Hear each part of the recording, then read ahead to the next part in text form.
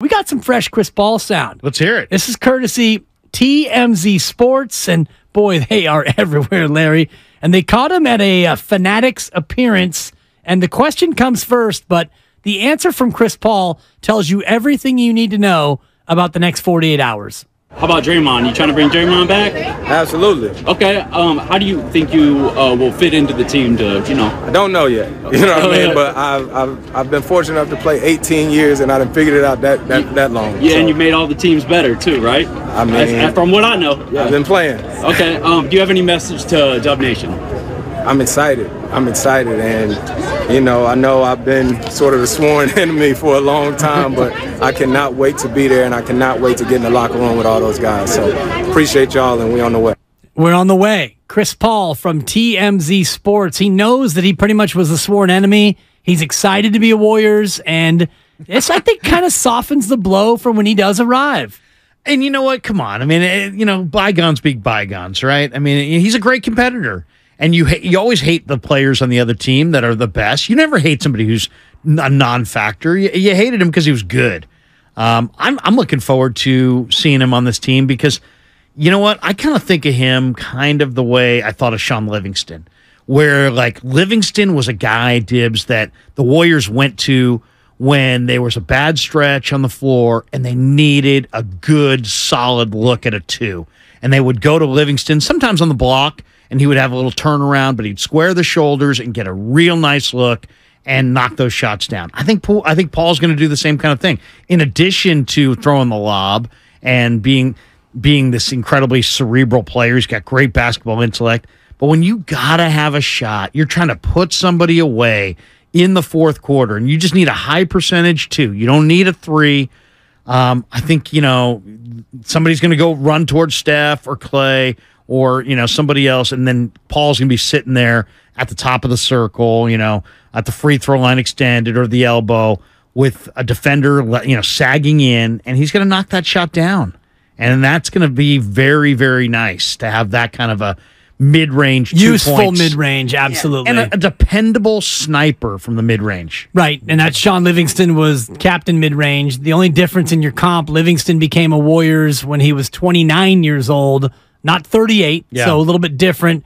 Livingston played 5 years with Golden State and was a very useful, resourceful reserve, playing between 15 and 20 minutes a night. I'd expect a little more from Chris Paul, and probably more in terms of scoring. Livingston was 6 points a night, but in terms of what you're saying, we need a bucket. Chris Paul can get a bucket in the mid-range. He can create for other people. I like the fit coming off the bench. Roman is in Sacramento, wants to weigh in on CP3. What's going on, Roman? Hi, how you doing, boss? Doing great. How are you doing?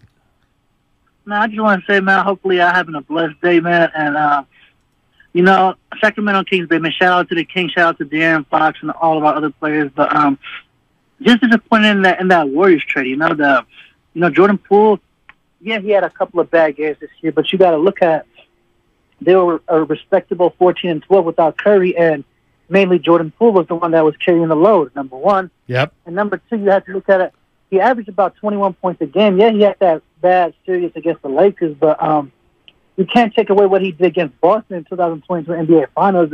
I think he was the X factor. I think Game 5, the reason why the Warriors really won Game 5 was because Jordan Poole hit that half-court shot, which gave him all the momentum. And who knows, if he never made that shot, what would have happened with Boston, And to give him the contract and for the Warriors to start with that controversy with Draymond punching him in the face, that definitely threw off their season, and that kind of what made them trade Jordan Poole, because there was definitely friction between the two. And you could see it against a lot of games that they weren't even making eye contact. But hopefully the Kings do good this year. Thanks. See you, Roman. Don't rack that guy. Kings should be good, but until the Kings can prove that they're going to be good in April and May, and even sniff June, which they haven't sniffed in 20 years, then fine. This year they were amazing October to April, and that's where the real basketball begins. Well, what do you think? Sacramento, they're talking about they're getting closer maybe on Kyle Kuzma.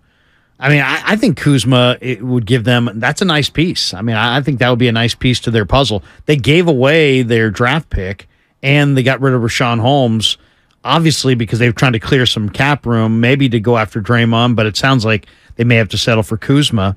But I mean, I think that Sacramento. I think what Mike Brown did last year and Monty McNair did there was they need to be commended. It is very, very difficult to change your deal from you're one of the have-nots to you're one of the haves. It's hard to establish a culture, and that's what they did there. And the one thing you can say about Kerr, good, bad, whatever, is that he keeps, maybe because he was a bench player, he keeps the entire team kind of together. And a lot of NBA teams fracture. And I thought Mike Brown took that recipe, brought it to Sacramento. Sacramento's had many years where they've had some talented teams, and they had some good runs. But all of a sudden, they would fracture. There'd be some issue inside their locker room. Oh, it was usually DeMarcus Cousins. Yeah, exactly. Or somebody else. But two guys didn't get along, and the thing tumbled out of control, and they lost 14 out of 15, and their season's kaput. But you know what? They kept it together this year.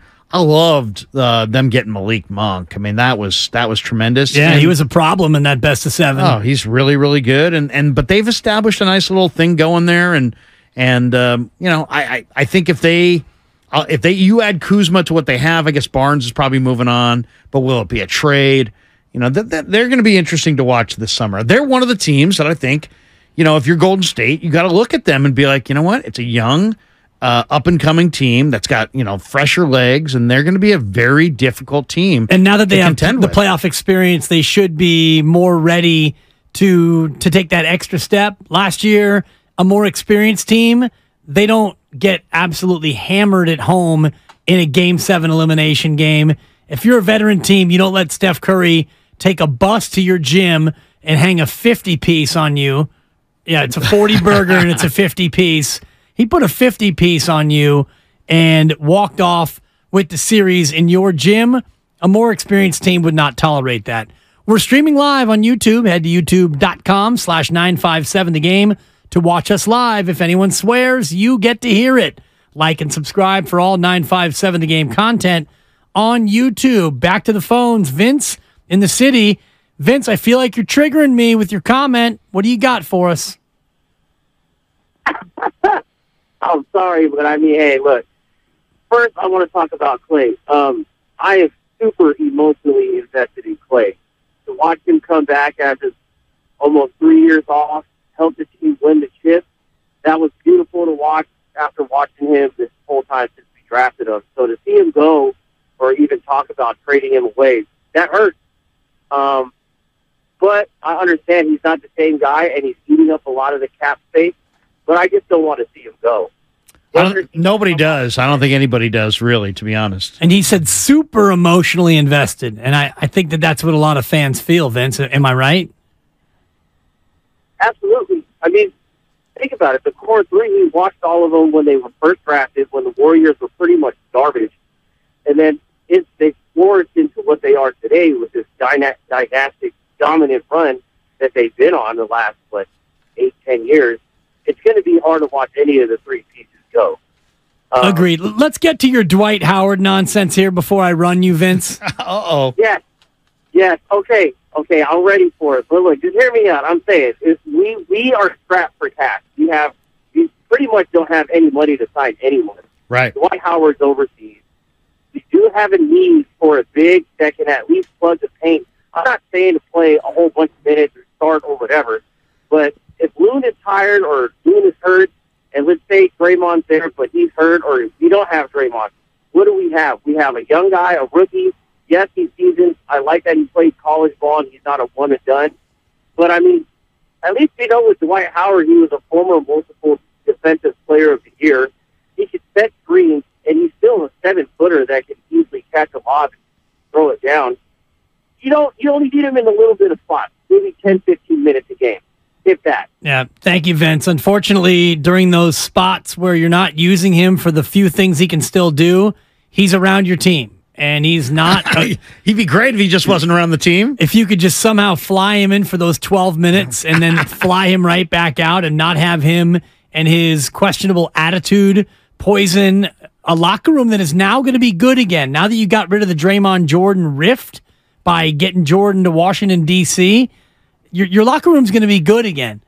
And I don't think that Dwight Howard is a guy who has shown that he's a part of a good locker room. Is he a negative influence, or is he just kind of a silly, immature guy? I think he's a negative influence. You think he's a negative influence? Because I kind of view him as just kind of not very serious.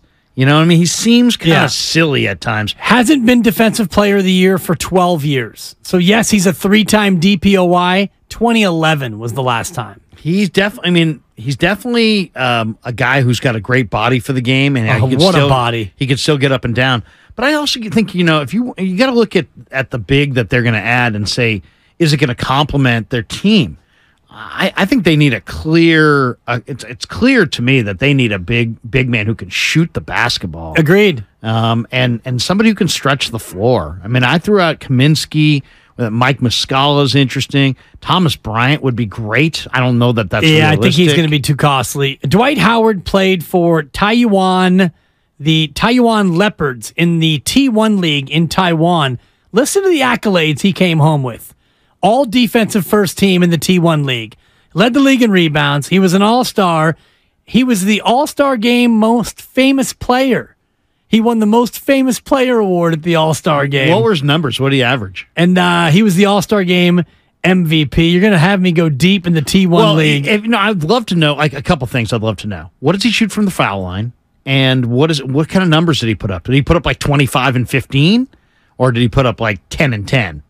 And then to make me Google it. Well, I'm just kind of Deontay Davis was on that team.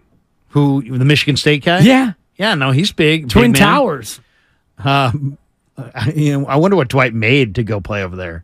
But yeah, good questions, Larry. The Warriors need a big man who can shoot the basketball and just keep you honest. The guy that I love is Mo Wagner, just because Wagner is such a great competitor. He's not an awesome shooter, but if you leave him alone from the three, he'll knock it down.